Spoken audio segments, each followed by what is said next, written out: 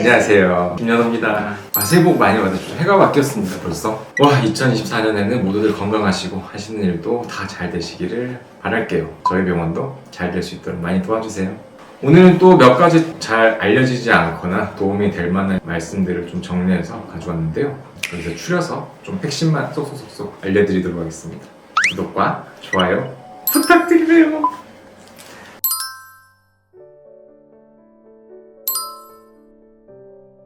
거의 다 좀 아실 거예요. 이렇게 피부에 이렇게 구불구불하게 혈관이 튀어나와가지고 보기에도 징그럽고 가만히 있으면 다리가 무겁고 하는 증상이고 굉장히 좀 많잖아요. 특히 여자분들은 친구분 한 10분 보면 한두 분은 무조건 갖고 계실 거거든요.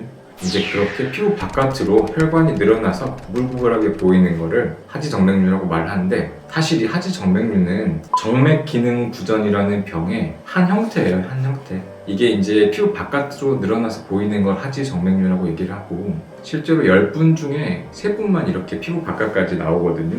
나머지 7명은 그러니까 나는 아니라고 생각하지만 실제로 나는 혈관이 망가지는 거고, 그걸 이제 어렵게 말을 해서 정맥이란 혈관의 기능이 완전치 못하다 그래서 정맥기능부전이라는 게 정식적인 명칭이에요. 그러면 이 혈관, 정맥이 기능이 떨어지면 무슨 일이 생기느냐? 알아야 되는 게 우리 몸에 혈관이 동맥이 있고 정맥이 있어요. 그러니까 심장을 중심으로 해가지고 심장에서 나가는 혈관을 동맥, 몸을 돌아서 심장으로 돌아가는 혈관을 정맥이라고 그러는데, 이 정맥이 실제로 좀 많이 혈관벽도 얇고 약하고 하거든요. 뭔가 혈관 자체가 이제 가족력이 있어서 좀 약해서 잘 늘어나거나, 또는 활동하는 것 자체가 생활 습관이 이 혈관이 잘 늘어날 수 있는 생활 습관들이 있거든요. 이제 그런 것들 때문에 혈관이 자꾸 늘어나다 보면은 그 혈관이 망가져요. 망가지면은 그 정맥을 타고 피가 심장 쪽으로 오는 게 아니라 거기 머물러 있거나 반대 방향으로 가버리거든요.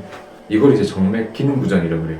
그럼 이제 제일 궁금하신 게 증상일 거예요. 증상이 사실 진짜 애매모호하거든요. 그래서 이게 다들 이렇게 사나, 나이 들어서 그러나, 이런 생각들을 많이 갖게 되는데, 일단 특징이 혈액순환이 안 되고 그 부분에 피가 몰리니까 일단 무겁고 부어요. 무겁고 부는 게 제일 큰 특징이고, 두 번째가 사실 정맥 순환은 그 주변에 있는 근육이 움직이면서 정맥을 짜줘가지고 되는 거거든요. 근데 이렇게 그렇다 보니까 움직일 때는 증상이 좀 덜해지고 가만히 있을 때 심해져요. 오래 앉아있고 오래 서있고, 특히 잘 때 이럴 때 심해져가지고, 보통 제일 많이 불편하게 생각하시는 게 잘 때 자꾸 쥐가 난다, 다리가 저리다 시리다, 그 다음에 가만히 앉아있고 서있으면 다리가 붓는다, 이런 얘기들을 많이들 하시고요. 이 피부까지 나오면은 그때는 이제 뭐가 이상하구나 하고 병원에 오시는데, 아까 말씀드린 것처럼 70%가 안 나오거든요. 그러니까 다들 모르고 지내시다가 이제 혈관이 좀 많이 망가져가지고 이거 좀 이상한데 하고 병원에 오시고, 병원에 오시면 또 다리가 불편하다 그러니까 아쉽지만 아직도 많은 의사들이 다 척추 문제라고 생각을 해요. 이거 허리 문제입니다 하고 다 허리 진료보고 허리에 주사 맞고 허리 치료를 이제 하다가 마지막에 이제 늦게 진단돼서 이제 치료를 받는 경우들이 많아요. 저는 좀 아쉬운 게 이제 그렇게 하다 보면 시간이 좀 너무 걸리니까 그 기간 동안 혈관이 또 계속 망가지거든요. 치료 시기를 놓쳐서 이제 심부정맥이라고 저 깊게 중앙에 다니는 혈관까지 망가지면 그때부터 이제 치료가 좀 잘 안 돼요. 이제 후유증처럼 남거든요. 그렇게 오시는 분들 볼 때마다 약간 좀 안타까운 게 있습니다. 그러니까 이제 사실 원래 그 정맥기능부전을 보는 과는 주로 이제 심장혈관 흉부외과, 예전 말로 흉부외과 선생님들이나 외과의 한 분과인 혈관외과 선생님들이 제일 많이 보시거든요. 근데 이제 문제가 그 각각 과들에서 사실 메인 분야가 아니에요. 정맥기능부전이나 하지정맥류를 보는 분들이 되게 드물고, 그래서 좀 많이들 좀 놓쳐지는 경향이 있습니다. 이제 요즘 들어서 이렇게 척추를 주로 보는 그 외과 계열 의사들, 또는 이제 재활학과나 마취통증학까지 통증을 주로 보는 의사들이 좀 많이 다루게 되는데요. 이제 이유는 뭐냐면, 이게 다리가 뭔가 불편해가지고 와서 오는 과가 보통 이제 정형외과, 신경외과, 마취통증학과, 재활학과, 이제 이런 과들인데, 이런저런 치료를 봐도 안 나아요. 계속 아프고 막 죽겠다 그러시는데 해결책은 없고, 이제 그러다가 우연히 이제 혈관 치료 딱 해봤더니 갑자기 시들듯이 낫고, 아픈 거랑 관계없다더니 아픈 것도 사라지고 막 이러니까, 이렇게 하다가 요즘은 이제 정맥 통증 분야라 그래가지고 이제 이쪽에 정맥으로 인해서 다리 불편함이 커진다라는 그 개념으로 많은 의사들이 조금 뛰어들고 있어요. 그래서 어디 과를 딱 가야 되냐, 이렇게 좀 말씀드리기가 좀 힘듭니다. 사실 관심이 있고 이거를 홍보를 하거나 여기에 대해서 이렇게 유튜브나 책이나 방송에서 말씀하는 분들이라면 어느 정도 혈관 질환이라든지 이 정맥 통증, 정맥 기능 부전에 대해서 알고 계신 분이니까 이분들을 찾아가시는 게 나을 것 같아요.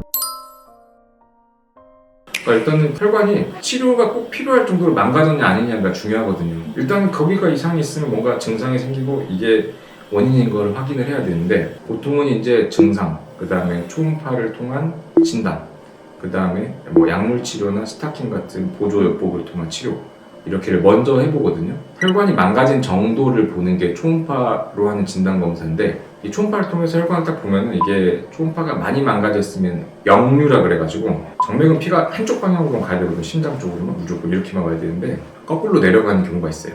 이게 이제 어느 정도 이상이 되면은 이게 자연적으로 안 돌아오거든요. 그 이제 의학적인 기준을 이제 잡아놓은 게 있는데 역류되는 정도가 그 의학적 기준 이상이 되면 이건 자연적으로 낫지 않는다 그래가지고 그 혈관 자체를 좀 치료를 해야 되는 거고 치료하는 방식은 이제 수술도 있고 시술도 있는데 그리고 그 혈관이 망가진 거거든요. 이제 못 쓰는 길이 되는 거예요. 그 길만 통하면 피가 엉뚱한 데로 가버리니까 그 길을 막아야 되고 이제 혈관은 사실 안에서 거미줄처럼 옹기종기 다 얽혀 있어서 안 좋은 길을 막아야 좋은 길을 타고 심장 쪽으로 가거든요. 이제 막는 게 치료 방법인데 막는 방법이 이제 크게 보면 수술로 떼어내버리는 게 있고 레이저나 고주파나 베나실이라는 화학적인 접착제를 가지고 그 길을 막아버리는 시술 방법이 있어요. 그래서 크게 이 두 가지를 하는데 요즘 아무래도 시술을 더 많이 하세요. 왜냐면 더 간단하고 안 아프고 회복이 빠르고 하니까 저희 병원에서도 주로 시술을 좀 많이 말씀을 드리고 근데 아직까지 보험으로 들어오는 게 의료보험에서는 수술만 인정을 해주거든요. 그래서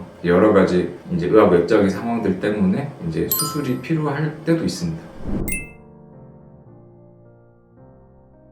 그러니까 이제 그 혈관이 왜 망가졌는지가 사실 더 중요하죠. 그게 안 바뀌면 이게 또 생기는 거거든요. 물론 그 자리에 있는 혈관은 막혀서 이제 거기에로는 괜찮아지겠지만 아까 말씀드린 것처럼 이게 혈관이 막 거미줄처럼 엄청 많단 말이에요. 그 친구들도 나빠질 수 있는 거잖아요. 안 나빠지게 이제 생활 관리를 해야 되는 거.